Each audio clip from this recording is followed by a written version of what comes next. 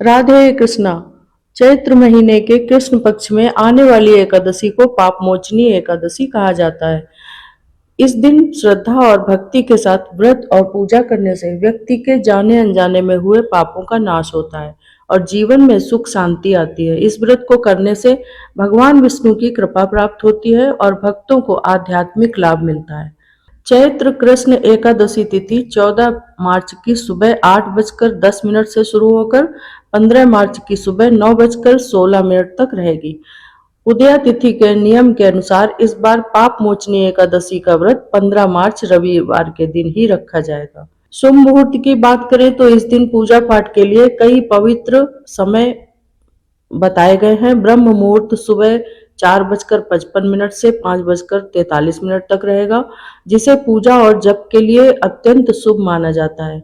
अभिजीत मुहूर्त दोपहर 12:06 से 12:54 तक रहेगा।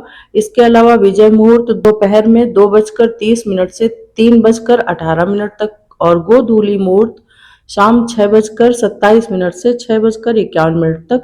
व्रत का पारण समय है। एकादशी व्रत का पारण द्वादशी तिथि में किया जाता है। 16 मार्च को सुबह 9:30 के बाद व्रत पारण किया जा सकता है। पापमोचनी एकादशी के दिन सुबह जल्दी उठकर स्नान कर साफ सुथरे कपड़े पहने। इसके बाद भगवान विष्णु का ध्यान करते हुए व्रत का संकल्प लें। पूजा के समय भगवान को धूप, दीप, फूल और फल अर्पित करें। भोग में मिठाई, तुलसी के पत्ते चढ़ाना विशेष रूप से शुभ माना जाता है। चरणामृत बनाएं और उसमें तुलसी पत्ती का भोग लगाएं। इस दिन विष्णु मंत्र या विष्णु सहस्त्र नाम का जाप करना भी बहुत लाभकारी माना जाता है और तुलसी जी की पूजा अवश्य करें। ओम तुलसी देव्यै च विद्महे विष्णु प्रियायै च धीमहि तन्नो वृंदा प्रचोदयात्। ये तुलसी जी का मंत्र है और ओम नमो भगवते वासुदेवाय इस मंत्र का जाप करते रहें और महामंत्र का जाप पूरा दिन किया जाता है। रात्रि में जागरण करें।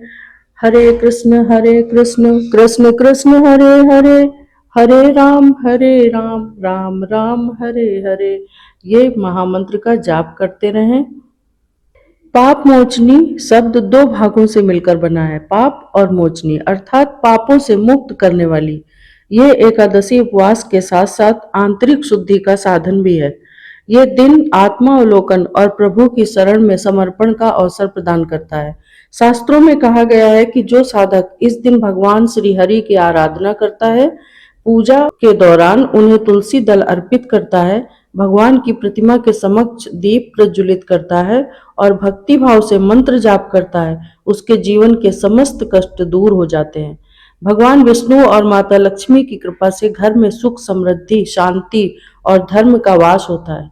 इस दिन किया गया जप, तप और दान अनंत गुना फल प्रदान करता है।